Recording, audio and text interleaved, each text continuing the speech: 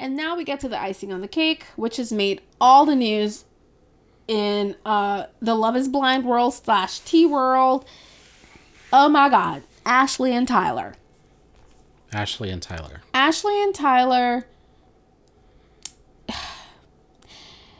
I think this is where I'm going to say Love is Blind either needs to step their game up or get canceled. Ashley's a marketing director. Mm-hmm.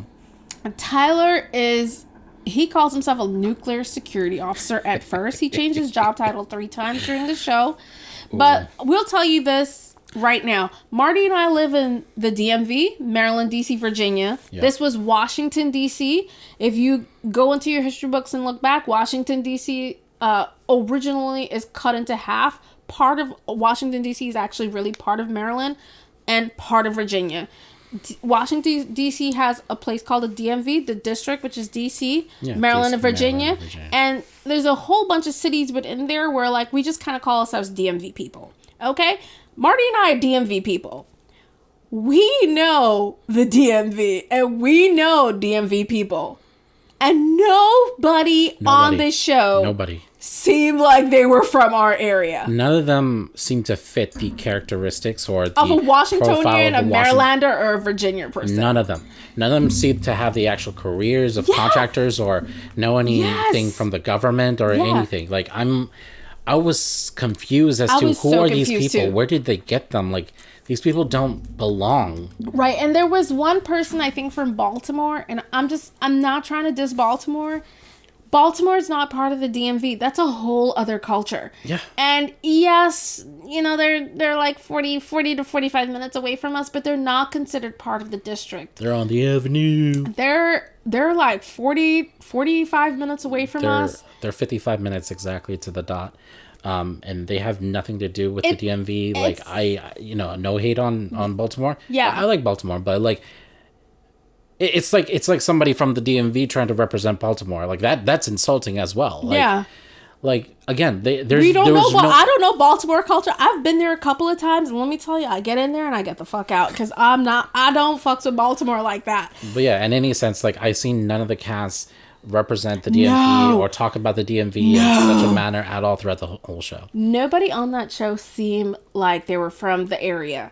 There were no government contractors. There were no policy analysts. They didn't even have our accent, right? They didn't have our accent, nothing. And they didn't even talk like the people from this area. None. All of them seemed like they were transplants. And even at best, like, you could say that there were transplants because even then, like, the transplants here kind of have a DC groove going on. You could tell, like, oh, this transplant is like working in the DMV. They're working in A, B, and C. They're working for a company that works for a company that works for the government or works for a private firm that deals with something like that. But none of these people Nobody on that show sounded like they were from the area. Okay? And let me tell you, one of the things I'm super duper disappointed with Love is Blind is there are a ton of working black professionals here. There are a ton of business owners here, black business owners. Yep. There are a ton of nice, eligible black men in this region that they could have pulled up and gotten on this show to have a decent cast.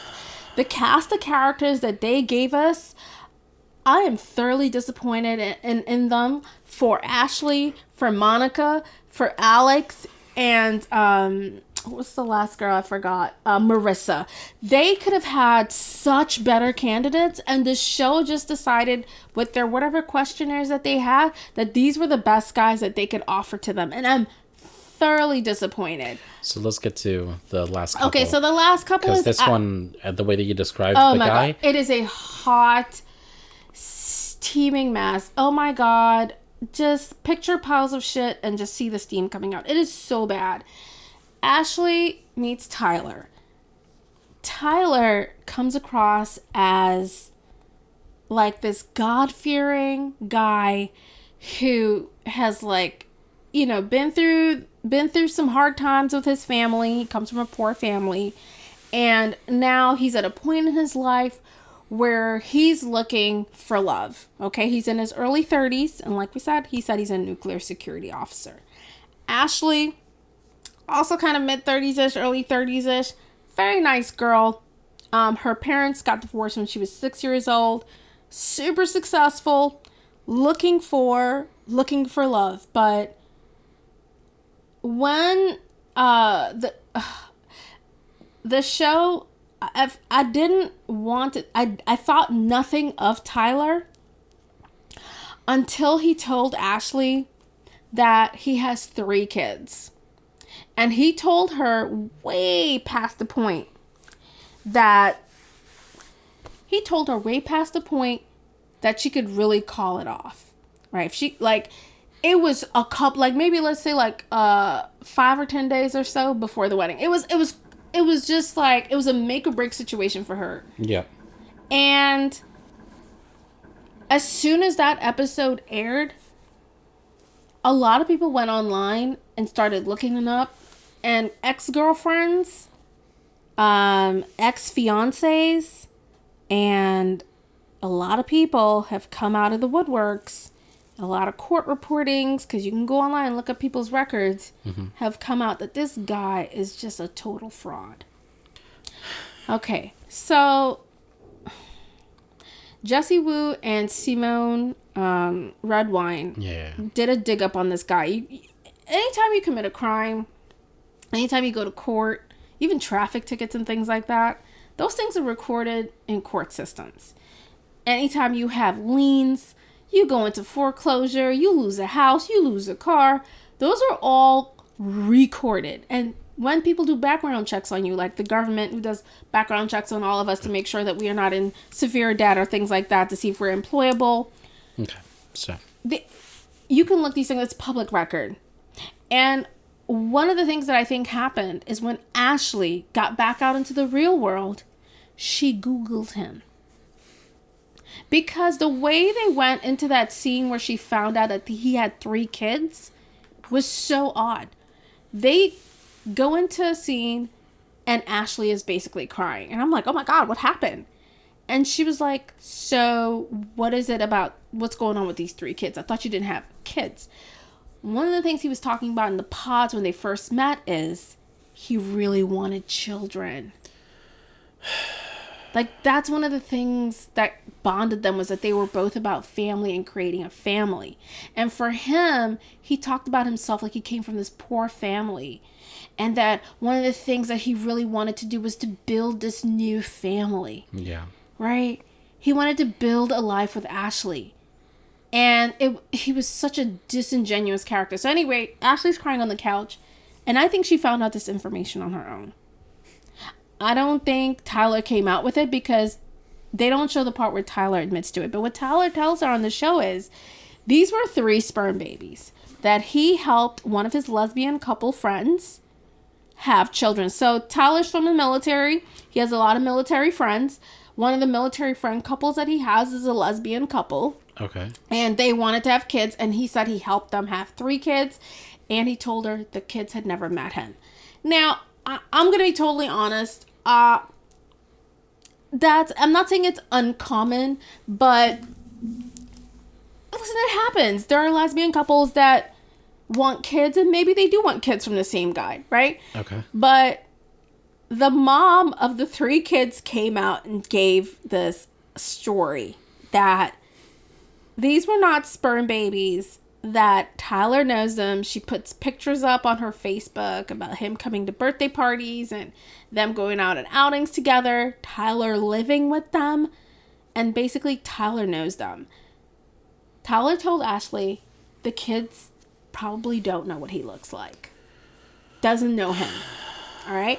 Then that lady who was married to the other lady comes out and tells another story. Okay. The other story is Tyler and her wife were basically cheating and made all those 3 children through regular sex, and that it broke her heart, and that basically Tyler pushed her out of that marriage with that woman to come and take the place of her. So it's so unbelievably messy. Sounds like a hot mess. It's so unbelievably messy. And the other things that came out is Tyler has 8 eviction notices. He owes $30,000 in child support and back taxes. He owes personal loans to several people in the court records. The guy's basically broke. And one of the sad things about Tyler is he's one of these people that went to the military, I think, for 9 years. Mm-hmm. All right, when you get out of the military, you get a lot of benefits. Sure. Like, this guy, for all intents and purposes, could have made a better life for himself. What he has chosen to do is wrong after wrong after wrong after wrong. And now it's culminated to this, where now everybody's going to know everything that he's ever done. But Fran. But what? But this guy is he is a security officer of a nuclear Right. So he said program. he's a nuclear security officer to Ashley. He told her dad that he does something with computers. It turns out he's actually just a security. I'm not saying it's just, okay. He's a security officer at a nuclear plant. Wow. And it turned out actually that contract had actually ended. He sells drywall at some other company. So essentially, kind of like an account executive at a drywall company, but it doesn't matter. He's making up all kinds of jobs. He changed his job title 3 times. And, the way I look at it, Ashley seems like a very successful person. Yeah. Marketing director. First of all, just the title director means you're directing a department. Yep. Which means you have a lot of people working under you. Marketing directors, I believe, make money based on what the company is bringing in. Okay? No, those are set bonuses if they surpass a certain goal for expectations. So for all intents and purposes, but they do really, really they well. do. Okay, if you're doing really well as a marketing director, you're bringing in tons of money. Yeah. I believe Tyler actually picked Ashley based on what he found out about her and her possible income coming in. Yep. Because he is so far in debt that he needs someone like Ashley to reel her in, to take from her what he can, and continue on his trajectory of just being a real... What a piece of shit. A piece of shit, swindler, thieving person. And they're married, by the way. When the season ends, you see Tyler and Ashley get married. But by the time they get married, the internet has gone wild, especially with the Love is Blind internet. So not the internet, but the Love is Blind internet people and stuff like that. People who are really watching this show like me, we're just online we can't believe Love is Blind let this guy on the show. Especially in the DMV, where there's so many other eligible, handsome black men in this area. Hardworking, successful. And at that, it's a really multiracial area. There are lots of mixed couples. Yep. They could have done so much better in casting.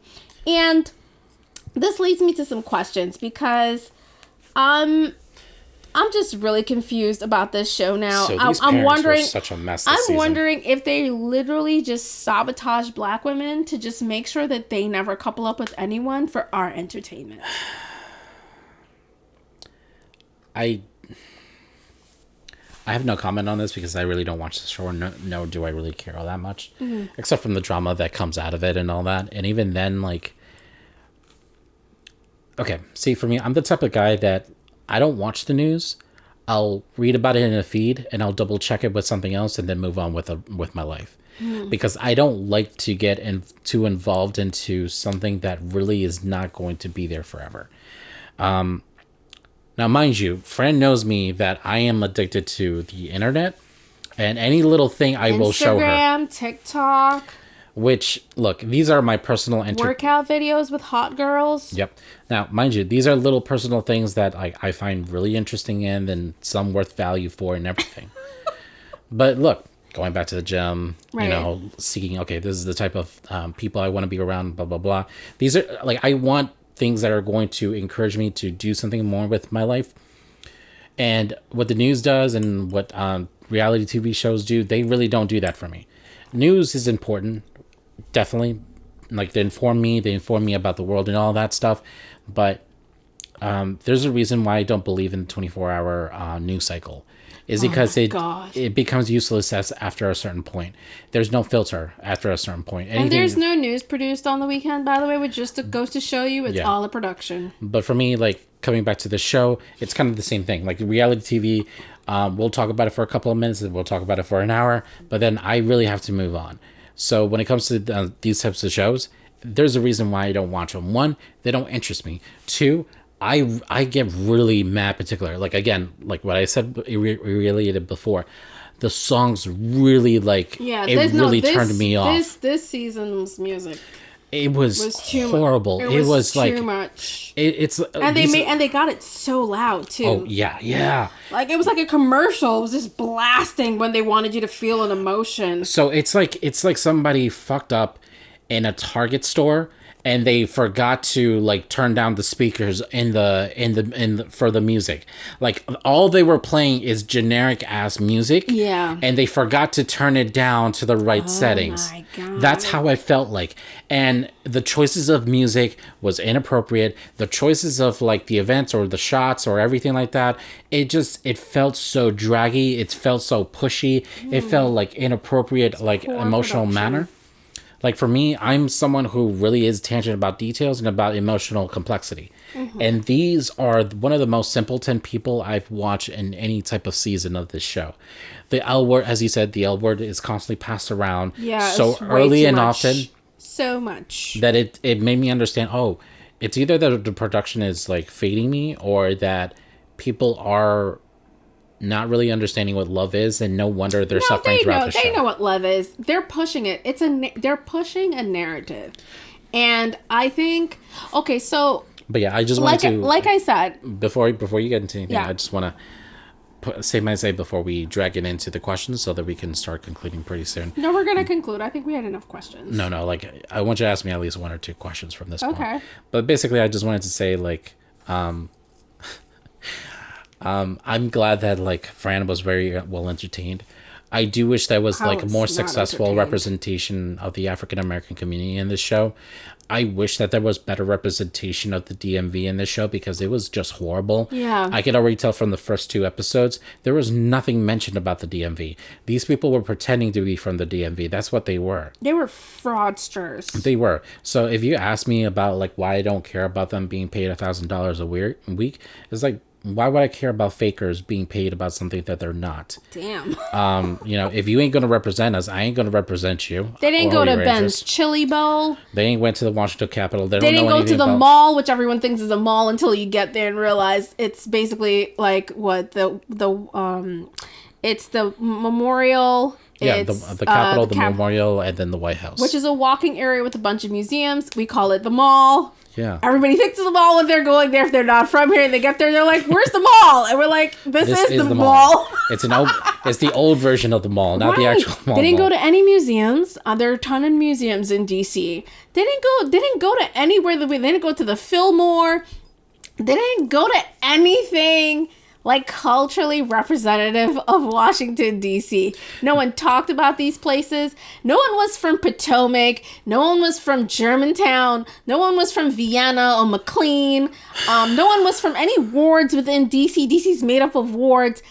They barely showed real DC. They only showed downtown DC. It's like most people can't afford to fucking live in downtown DC, okay? Those apartments are like $4,000 to $5,000 a month. Most of us live in the outskirts, in Maryland and Virginia area, and or in the cheaper parts of Washington, DC. They just didn't show our city properly. And they did not represent the city properly at all. It was thoroughly annoying. And honestly, like, the entire cast really kind of like demonstrated to me just how un-Washington they really were, because and how they just did not cast within the area. Let me tell you something. The first question those people would have asked if they were really from the Washington DC area is, where do you work and what agency do you work for? Those would have been the first 2 questions if you're really a Washingtonian or if you live and work around in the Washington DC metropolitan area. So that was totally fake. Yeah, for me, it blew me a cast because they weren't acting like Washingtonians in the show. They weren't talking about like... They didn't even dress like us. No, not at all. These people acted so alien to me. Yeah. It like, I don't know how to put it in the concept, but like, look, even transplants will start like digging into like a certain mannerism of Washingtonianism. Yeah. Like I play a lot with Fran when it comes to this concept, but it's like, there is a certain elitism. Thank you. And when it comes to Washingtonians, even as transplants, like I'm native born and I've seen like, because here in this city, especially in this area, you gotta understand the value of work and hard work. Yeah. And like reserving yourself to a certain aspect of people. Like we are kind people here. We are people who are willing to give you a chance, but we are also act like coconuts in a sense, because we don't accept a lot of outsiders who don't adapt to our needs or our way of flow. Yeah. When it comes to time, we are like, we know, how valuable time is. Yeah. When it's off work or with its other stuff, hey, let's go have fun and all that stuff. These people did not act at all into those concepts. Yeah. They didn't really act as if like, look, I'm from Washington, I'm accomplished, this is what I do, this is what I am, this is where I want to go, this is where I want to be, this is why I'm in the show, because I want to build a family in Washington, D.C. They didn't talk about politics. They didn't talk about them. Oh my God. Why do you think we talk about politics most of the time in this show? This is what people in this area talk about. We're 30 minutes from the fucking White House or 40 minutes from the White House. This is all we do. Yeah. And look, I get it. It's part of the show. Maybe politics is not a really big thing or anything like that. It's a big election year. But How are they now talking about Kamala and fucking... There's no byproduct conversation about politics. There's no inkling of like a certain like type of like... When you talk to a Washingtonian for a long time, you tend to pick up this like banner on their head that says, I'm a liberal. I'm a liberal. I am either a liberal or I am an elite. Yeah. Like I am the top of the top. But we're mostly not because, liberals here. Yeah, like no. When I'm talking about elite or when I'm talking about a sense of like a higher class, I'm not just talking about economically. I am not just talking about that. Like I'm going to emphasize this again.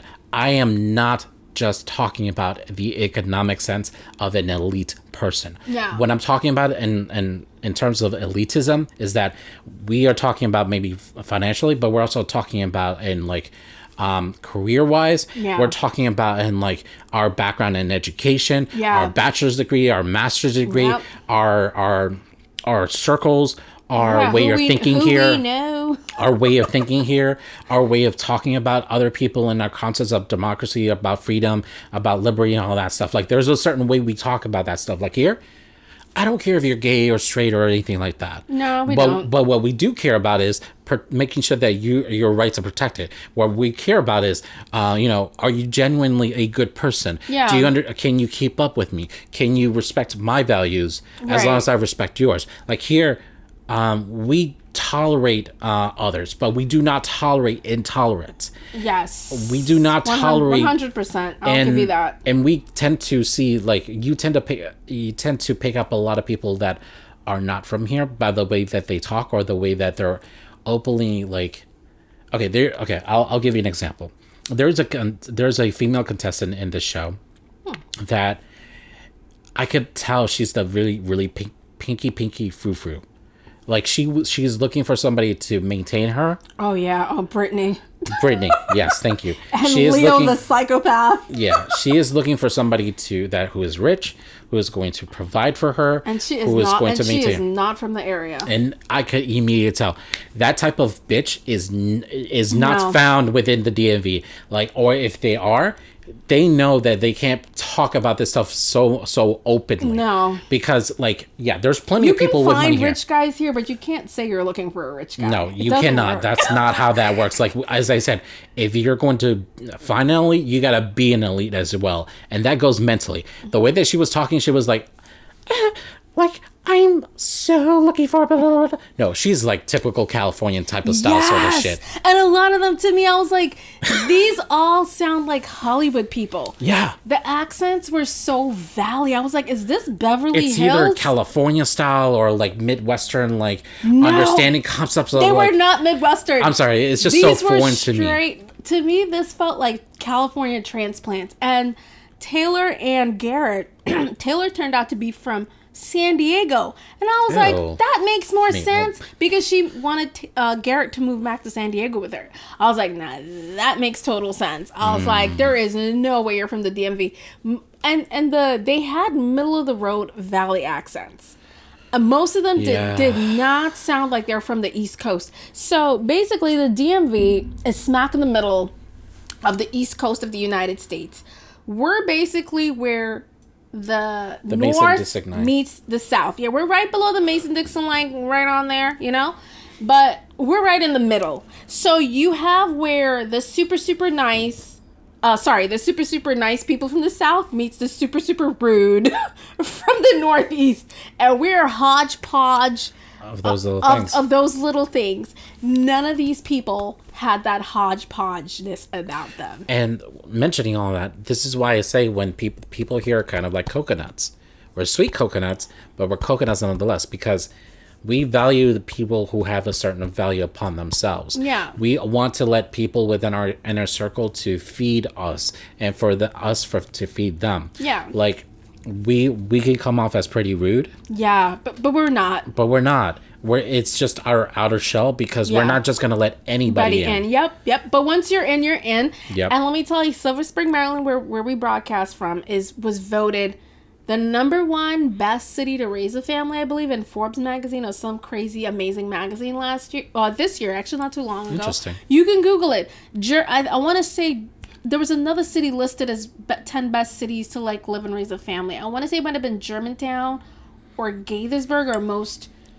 We have a bunch of cities here within the DMV, which is the District, Maryland, and Virginia, within our area that are just best cities to live, because they're just it's just a nice cosmopolitan space. You can find a little bit of everybody, and you find friends. You will be able to make friends, and well, like I said, like Marty said, you have to break the coconut first. But we're pretty nice people. Yeah. And non-judgmental. Everyone's welcome here. Yeah. I mean, like, as I said, like, we're coconut shaped, like we're sweet coconuts, so you have to make sure you make the effort in order to break through, but once you're in, you're in. Yeah. We tend to have, people don't say that they have the elite, because it's kind of like a dirty word, a bad word. Yeah, we're kind of an elitist space. Honestly, like, let's, hands down, I'm proud to be in that term of elitism, because I'm not just talking about it in terms of like a class or like wealth status or like inheritance. I'm talking about it in the fact, like, you put in the work to be in the environment in which Washington is. Like, you have to work your ass off. You have to know a certain sense of like what's going on around the world and in this nation. Yes. And you have to know what's going on within yourself in order to survive here. Yes. You need to have what they call, what is that thing called when you, a lot of information about nothing and nothing about information? Oh God. Useless. You need to know a lot of useless information around here. And we know we're getting a little bit off topic with the Love Is Blind. This is all about within in terms of the show and how the cast is just absent how of. It was just so completely confusing. Do you want to get into the questions? Marty, what do you think they could do to improve Love Is Blind? Because let me tell you, the way they've treated the black women on this show, I'm about done watching every single series, like, moving forward, because I think they're doing a really poor job of picking candidates. Now, listening to Jessie Wu and Simone Redwine of, I think Simone Redwine's show is called Girl, Is That Legal? Talked about how they pick the contestants, and they pick the contestants based on what kind of drama they feel like they could really draw out of this person, based on the personality test coming, like, that's read by like a psychiatrist or something, a psychologist or whatever, right? Some kind of analysis that they do on them. What do you think they could do just based on that? Honestly, what could they do to improve the show, especially for black women? Because I feel like they're really dogging us. So when it comes to the whole terms, and I'm not just saying this in just a racial term or anything like that, but it will be included, the production needs to change. Yeah, it's so dog shit. Oh God, it's so corporatist at the same time.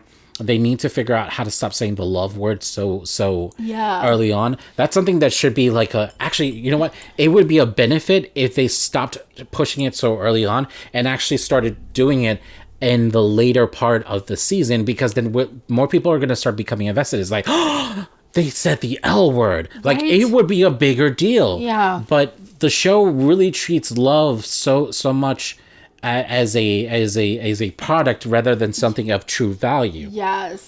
And so nobody works towards getting this L nobody word works. thrown It's at just them. said and just thrown out there.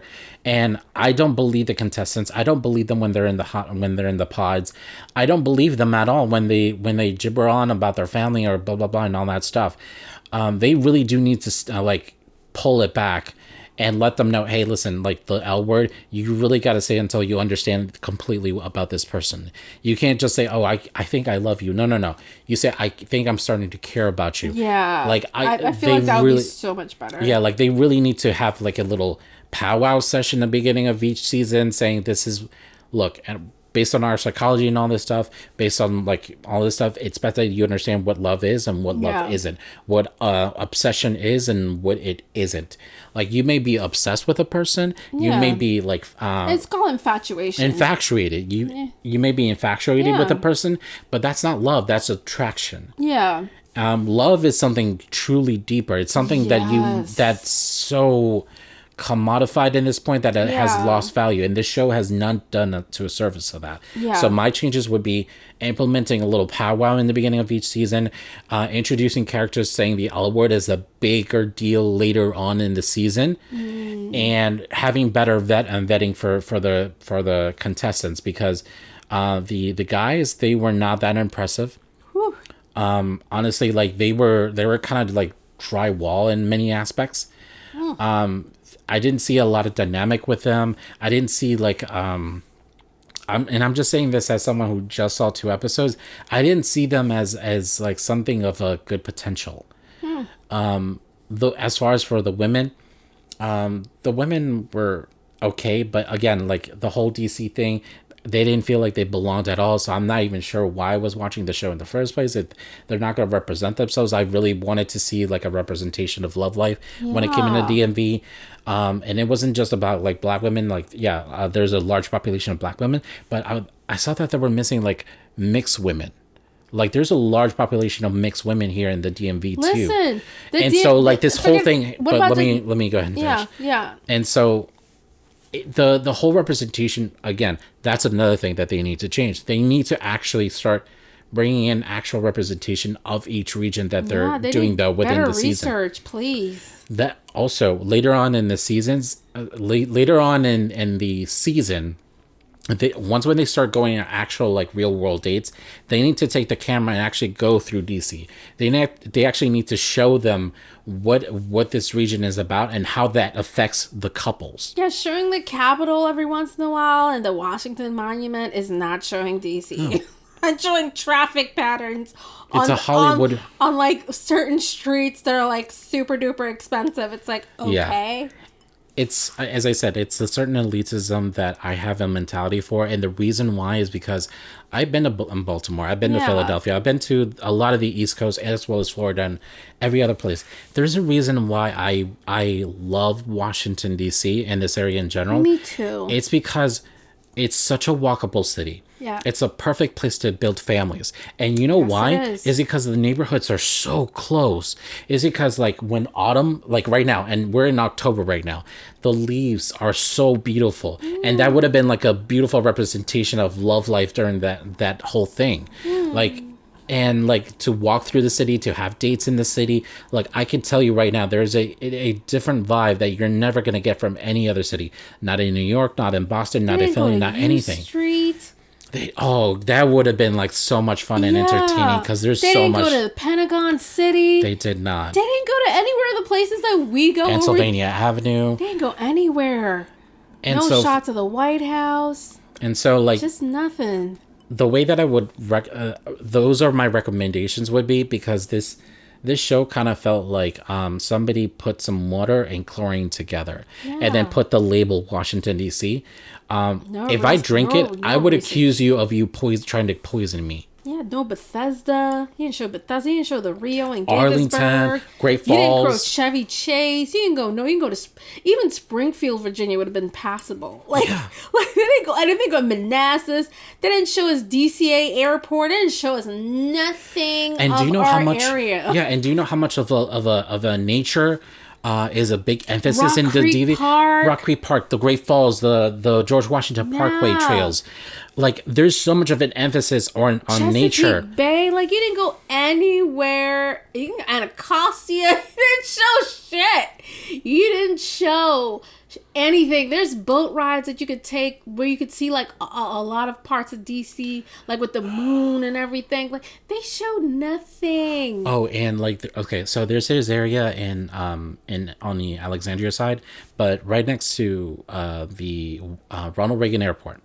There's this park right in front of it where everyone goes, and not only can you see the line side of Washington D.C., like especially like during the night, like it's so beautiful to look at, but you're also seeing the planes landing. Wow! Oh right on top of you. Marty and I went once. It was so beautiful. It was. We didn't stay very long because Marty and I are not lovers. But man, let me tell you, if we were lovers, Marty, we'd have made a baby that day. Oh yes, we would. But see, that would have been perfect for the show. So beautiful. That would have been perfect for the show. And families go there. I saw they had picnics going. It was. And see, that's what I'm talking about. Is that this show doesn't know how to use the resources of the city. It thinks, oh, we're just going to get random people from the city that may or may not be from Washington, D.C. Transplants. And I know that they're trying to push an emphasis, but people want to believe in the show, and the show doesn't do enough of an effort to make them believe. That's the faultiness of the show. I can understand that there's some like issues behind the scenes when it comes to food or like preparations or alcohol or like having them in very stressful environments and all that stuff, and that's a different topic. But for me, in the actual changes, they need to start representing what the what these people are actually from. This show could have been in somewhere in Bunkin, Alabama, and I would have believed it. Right. I would have believed it. Yeah. Because when they brought up that guy and the story of like how this guy, what's his name? It wasn't Tim. It was Tyler, and how he had hundreds of thousands of dollars in debt and all that stuff. That's not somebody that I know that is in Washington D.C. Because that's not, people cannot survive here in that type of environment. They just can't. They have to be gigolos in order to be that type of person. It's why in my head I'm thinking, oh, this must be some guy somewhere. We all have 800 credit scores here. Even my dog has it. Look, I'm being obnoxious, but this is a relatively wealthy area within the United States. Every other person within the metropolitan area is a lawyer. There's so many lawyers. That was another thing too. The only person that they had on the show was a law clerk, was Melissa.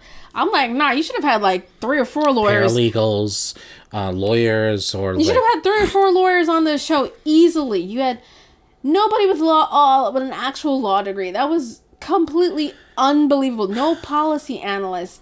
You had nobody that was working for a specific agency. Like, I just was like, is this DC? Because I've lived here like over 33 years. Like, this is nuts. Yeah. This is absolutely insane. Maybe it's the fact that like Washingtonians don't deal with a lot of drama, that they have to get people outside of the DMV in order to pretend to be from the DMV.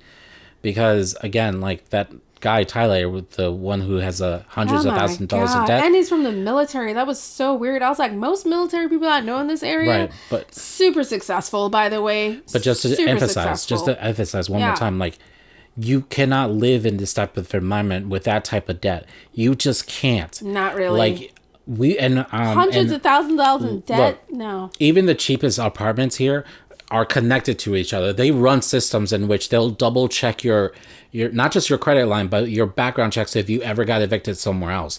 Because 7 evictions is not a thing here. It's just not a thing. If we're talking about the 90s, maybe, but it happens. It happens. But a person trying to have that type of life here, it doesn't really work. It doesn't work. It just doesn't. Like, apartments are high investments here. That's why they have double. Not only do they check the credit, but your background check on everything, because they can't afford to lose money here.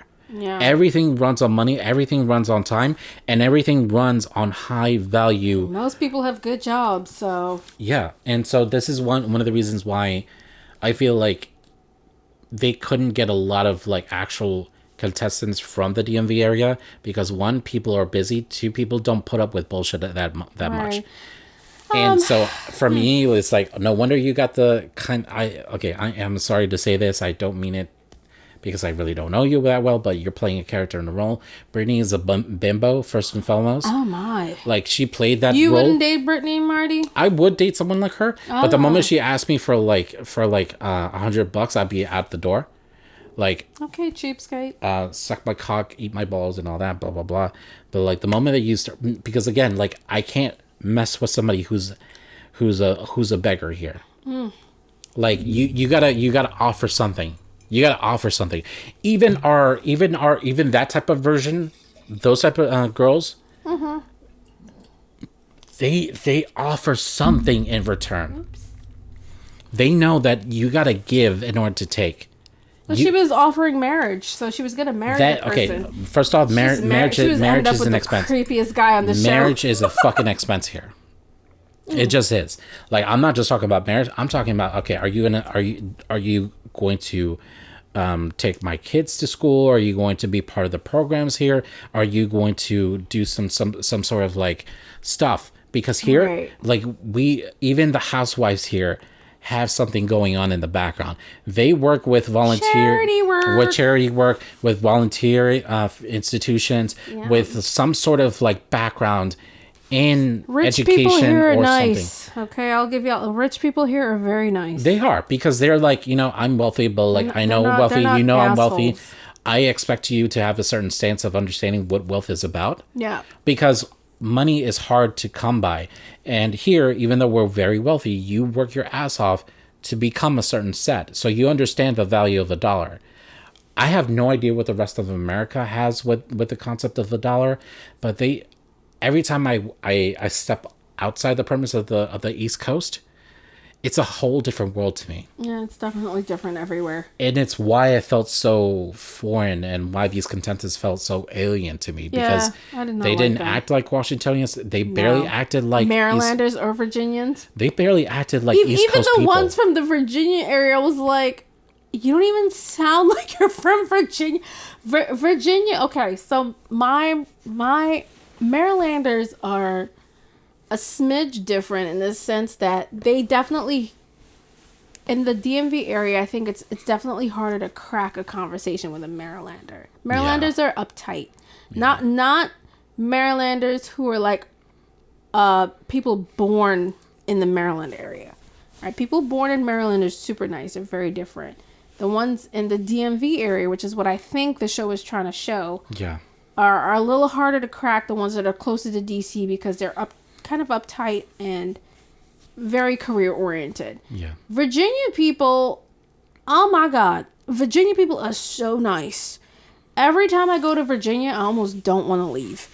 If I go to a restaurant, a party, anything in Virginia, the Virginian like vibe is just chill. Yeah. Everybody there is chill. You talk to anybody, anywhere, any situation in Virginia, they're just going to tell you exactly what they think and feel. It never feels phony. Maryland has a little phony aspect to it. Not the real Marylanders, the people that are in the DMV Maryland part. Yeah. The district is different. The district has a harder vibe to it because the people in the district are even more kind of stiff. Especially the suits being the lawyers, the policy people, the ones that are like really working within government, the rich people on K Street. K Street is where all the lobbyists work. The district is even stiffer than all the other areas. But in general, there's a general vibe to the whole region. That's a basic description of the DMV, but none of these people had any of those aspects towards them. Like I said, none of them dress like anything that we dress. We're business professional to suits type of people. And even when we're kind of going out, we're fancy. We're a little bit more... Even our casualness. We're stylish here. Yeah. Our casualness... Sorry. There's a faux New York type of thing going on. Our casualness... Style. Our casualness has a certain signature to it that you can easily, like... tell, oh, this person is from the DMV. Like, they will have polo shorts. They'll have like a certain type of shoe that you can tell is like this wouldn't work anywhere else other than this area. Like, there's a certain sense that you could tell, like, oh, this person's a professional. This person dresses in a certain way. They'll use a certain tie as well. You could tell, like, this person is from the capital. Right. Like, here, bow ties are still a thing. Oh, my. Oh, I don't really know that. Bow ties are still an actual thing here. And so I could tell from the show, like, these people are foreigners. They don't belong. Foreigners is like some other part of America. We're not saying foreigners, just not from here. I mean, all I'm saying is that I don't fuck with them. I really don't fuck with them. Yeah, Love is Blind. Y'all did not do your research. Y'all picked the wrong contestants. Yeah, you guys fucked up in this whole season 7. Season 7 was a shit show. I understand that you guys wanted drama, and that's okay. But like, if you would have understood a little bit more and did more research of how people work here, you could have found a resource of that drama somewhere, like in a different way. And it would have been so much better because we're so smart here. You could have had such a better show. And the best part about each of these seasons is always the conclusion episode. Yeah. Because that's where we actually see the rawness of those people. Like, I think like you mentioned it in season 4 of the show. And that conclusion episode, I was telling her, "Ooh, I like this guy. This guy that like she was saying like she didn't fuck with. This guy, I felt like he was like dishing it out to one of the other contestants. She was like, "Nah, you were always trying to set like because he matched with someone else later on in the show." You mean Zach and Bliss? Yeah. And okay, they matched. So Zach was calling out that the person that he first matched, saying like, I feel you as phony. You've been trying to sabotage, like, not only, like, my current partner, but other people around the show as well. This is one of the reasons why you ended up alone. And why your little puppet right over there is also alone. Because the two, coincidentally, the two people who ended up alone in the show were really buddies throughout the whole show itself. Interesting. And I found that really interesting because, like, that's when, like, all the dirt started to come out. Like, that the show wouldn't or just couldn't or didn't have the balls to actually show on camera. Right. With that, I'm going to say what I think they could do better to make the show more believable. Because after this nonsensical season 7, I might have to table this as one of my favorite kind of like go-tos for, just... Love is Blind is the kind of show you kind of put on the background and kind of watch it, tune in here and there, maybe watch it a second time to watch, just to see, because it is juicy. My friends talk about it.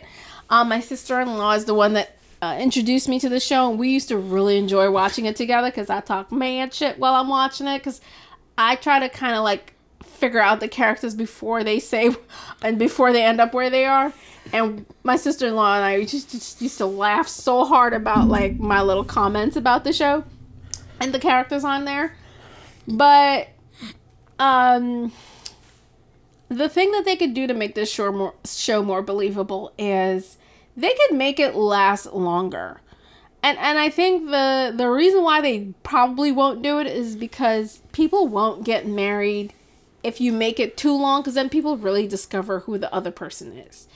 If they make it cramped within 30 days and make it kind of like a goalpost kind of run, then people are like kind of in a hurry to make sure that they make it to what's the finish line. Yeah. If you made it 3 months or 4 months long to make it to the finish line, I think a lot of people are like, I saw too much of this person. I can't stand them. Which basically makes the show kind of phony. But that's what I think would make the show more believable. If they made this show 3 months long, I'm not saying 3 months is a good decision point into getting married with someone, but I think it would make the show more believable. Yeah. I think less couples would actually make it to the finish line, but I would be more in tune to watch a show where it took a little bit longer to get to the L word, where they could like do a few more things together to kind of show like how they came together, have a few more experiences activities, with one exercises another, together, trust building, all sort this of stuff. Things. And I think they should not go back to work. These people should just be concentrating on building a relationship with the other person, because what they do is they send them back into the real world, and it looks like these people go back to work. They go back to their real actual lives. One of the things I find unbelievable about this show is they force, okay, I don't care what anybody says, they force the people's families, all right? And I'm sure the contestants go home and they're like, come on, Mom, come on, Dad, come on the show. They force these people's families to act like it's okay to get married within this short period of time. Most parents would not let this shit happen. You're right. I don't care if you Unless got the parents are getting $1 paid or something. Yeah, I don't care if you're worth no money or $1 million. Seeing your child make a decision that important within 30 days is insane. It's asinine. That is something I would never, ever, ever encourage someone to do. Would I stop anyone from doing what they want to do if they're over the age of 18? No. But would I encourage it? Absolutely 1000% no. You don't know anyone within 30 days. I would say you just don't. Yeah. I would say Love is Blind is a failed experiment that's going on for way too long. Yeah. Love is not blind. Love maybe was change never the name, blind. maybe It's not supposed to maybe be. change the show to Love is Not Blind, and then I will keep watching it. Maybe. Like what you said, like if the show ran for 3 months, it would result in a lot of different things. Although I wouldn't necessarily see that a lot of contestants would actually be willing to go through all that because they have jobs and all that stuff, so they can't take off of work or anything like that. But that's a good idea either way. But honestly, this show, the concept of the show, has been a failure for a long time. Yeah. Every time that we see these people talking to each other, we start to understand why the concept itself just does not work. Yeah. Because the moment that they see each other, things go south a little quickly. Listen, most of the times, and I dare anyone to just go to each scene where they first see one another from each season. I know Marty says they're not attractive people. I'm so sorry. Most of those guys on Love is Blind season 1 through 7, I'm going to call out they're bangable people. All right? They're good looking. They're good looking guys. Bangable is okay. These are guys I would meet and I'd be like, that's a nice looking guy. I'm just saying they're easy on the eyes. Otherwise, they would not have been picked to be on a TV show. You got to be easy on the eyes. And I just, oh God, I forgot my train of thought there, but basically, like, it's a failed experiment. Yeah, it's a failed experiment. It does not work. It does not make any sense. You cannot possibly fall in love with anybody within 30 days. Just by talking to them. And then also, you remember, they get engaged within 5 days. Who gets engaged to anyone within 5 days? That's just a recipe for disaster. Yeah. Like, first of all, like, the whole concept is already proven even before the show started to be an absolute failure and an absolute falsehood. Right. Because, okay, so me and Fran, we grew up in the 2000s. I know you've been working a lot and everything, but, like, we were born in a generation of instant messenger. We grew up in a generation of like, meeting strangers through the internet. Oh, I didn't do that, though. You probably didn't. No. I didn't necessarily do it either, but I grew up with that with those tools. I grew up with Instant Messenger. I grew up with AIM. I grew up with, like, being on chat logs, kind of like boop, boop, boop, boop, right, with those things. And I could tell you, like, even though I was chatting with somebody, that I met before and that we're talking through and everything, we're saying how much we love you and all that stuff and everything, I could tell you for the fact, like, that shit does not work. It will not lead to a successful marriage, to successful relationships, because, again, like, people keep conflating infatuation and obsession with love. Yeah. And there's a reason why in nature and why we as humans, we peacock, why we dress ourselves, why we try to attract the other sex, is because love is not blind. Yeah. Love is visual. Yes. Love is audible. Love is, like, sensatory. Yeah. Because we're receiving the information that we're trying to convey to each person. Yeah. Hey, I'm tall. I'm dark. I'm smooth. I'm I still got this, I still got that. Right. The other person will say, hey, I'm strong, I'm stable, Yeah. I have a low tone of voice. These things attract each other. Yeah. We attract other people. We attract especially through visualization. Yes, we do. don't see in red Excuse me. and green anymore. We see spectrums of color. That's through evolution. And the reason why is because, one, it's a survival technique, and two, it's how we choose our mating partners. Right. And I was saying earlier, I dare you to go through the seasons, and I can finish my thought. Yeah. And watch when these people first meet one another. Number one, most of them are not attracted to one another instantly. They kind of like what they see, but it always seems to me like they're going to try to work with this person to see what it is they can do.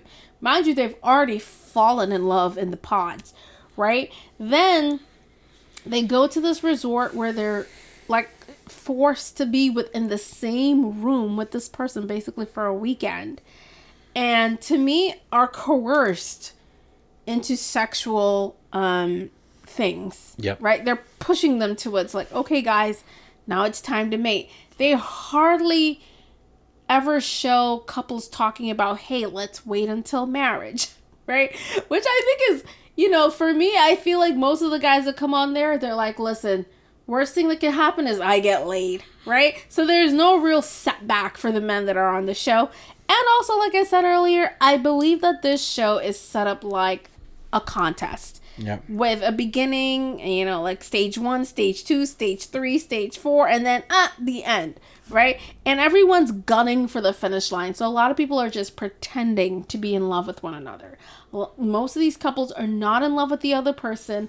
And for the most part, this is a business transaction between the two of them with an agreement to make it to the finish line so that it can become a product that they can sell to the consumers on the other end. Yep. Where they can make some money. At the end of it, like the most successful couple is actually a couple from season 1, Lauren Speed and Cameron Hamilton, who got married. Lauren is black. Lauren is black. Cameron is white.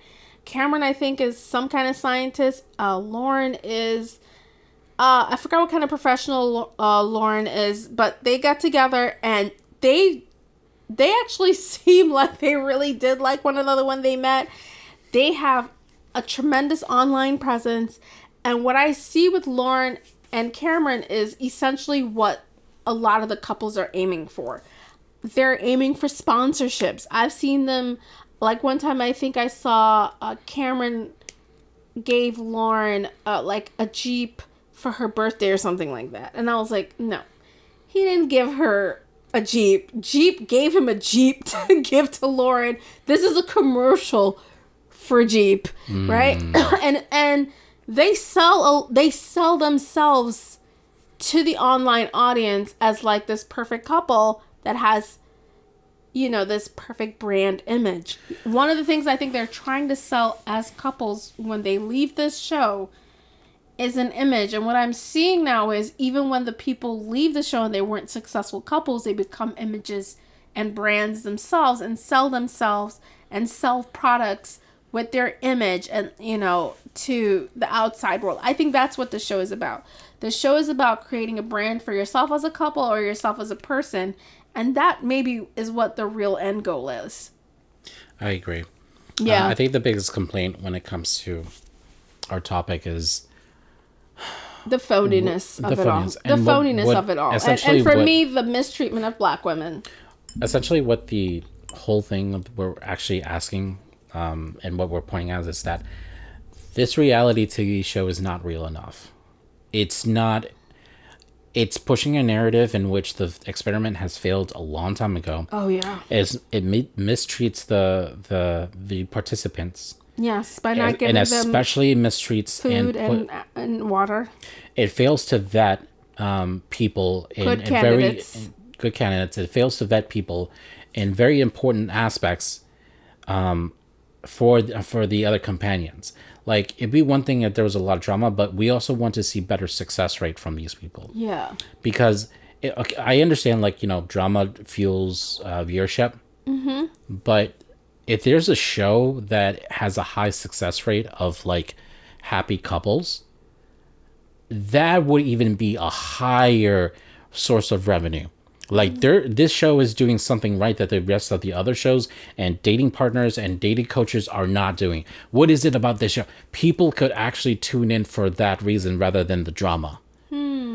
And so we're basically asking for this real reality show to be realer.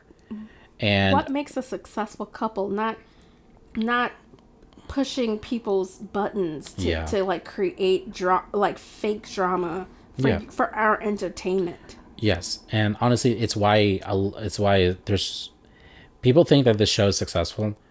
It's not. You're just not seeing the potential people who are not watching the show. And also, there's thousands of hours that they do not show. This is a very manipulative kind of editing that they do to create. Like the contestants will tell you sometimes, like, that's not how that really played out. Let me tell you, it really played out. Yeah. And when you hear the real situations, you're like, that is not what they showed. It's not. That would have been more interesting. That would have been, like, more viewers. It's not even close to the reality of what happened. Yeah. Which is really bad, because then that makes the show very disingenuous. Yeah. But we do need to wrap this up. So, yeah, ladies and gentlemen, we have come to the end of the show. I believe we're do you believe Love is Blind? No, it never has been. I can tell you that from experience, and I could tell you that with no guilty conscience whatsoever. Yeah. Love is not meant to be blind. Love is meant to be visualized, and a little messy. Love is meant to be visualized. Love is meant to be harnessed, and love is meant to be understood. It is never meant to be deaf, muted, or blind. Yeah. But yeah, we're going to conclude it here, ladies and gentlemen. This is probably going to be a two-parter episode. Ooh. So it's probably going to be split into two parts because we're running out of around 2 hours now. Can I say one last thing? Sure. I think a lot of love is vibes. Like, you're separating these people through a wall, and you never really get to feel the vibe of this person. I can't emphasize enough how I've met so many people online that were attractive and good looking, met them in real life to have absolutely no vibe with them whatsoever. True. That's another thing too that they really don't emphasize on the show, that when you meet someone in real life, even if they are attractive or they do look good to you, sometimes you just don't jive just because the vibe is off. Yep. They really think like the whole visual thing, which is I think, very Hollywood eccentric thing where you think good looking people always have good intentions and they're good people, and that's good enough to like run to the altar and like be heavily and legally involved with them for the rest of your life. So this premise of Love is Blind is a trash. Well, yeah, it's trash, but I do want to say, like, there's this running theme in Hollywood and in popular media that kind of goes the way, and you know, treat it if this is like something familiar. Oh, you guys, you'll find the right person. You just have to be yourself. Oh, do it. Does that sound familiar to you? Sure does. Okay, never works. It never works because it's a failure. I'll tell you why. Because it's a simplified version of a concept that was never supposed to be simplified in the first place. Yeah. When we're talking about, like, you know, somebody will like you for you is misunderstanding that you're supposed to be a better version of yourself. When people say, oh, there's somebody out there, you just have to be yourself. It's basically a language saying, I don't care about this topic right now, and I just want to make you feel good, so I'll just tell you something that will sugarcoat, that you want to hear. So when people say, oh, you know what, love is blind, you know, when you just meet, blah, blah, blah, they're basically not understanding that there was a lot of things going on in the background that they themselves did not see, but they call it as blind because they just met and either heard through a story or something like that, and it had nothing to do with good looks or anything like that, and blah, blah, blah. That is a misunderstanding of placed in a quote. Love is not blind. Love was never blind to begin with. Yeah. When you meet somebody, I can find you attractive, but another person might not. True. You can find me as attractive, but another person might not. Yeah. but we have different attraction values within our own mindset. Maybe it was brought up by our past relationships. Maybe it was brought on by our parents. Maybe it was brought on by our situational values or styles or like wants or like dislikes or anything like that. These are combinations of the whole thing that makes up an individual. Yeah. But like this is why like you are never going to not find somebody for you.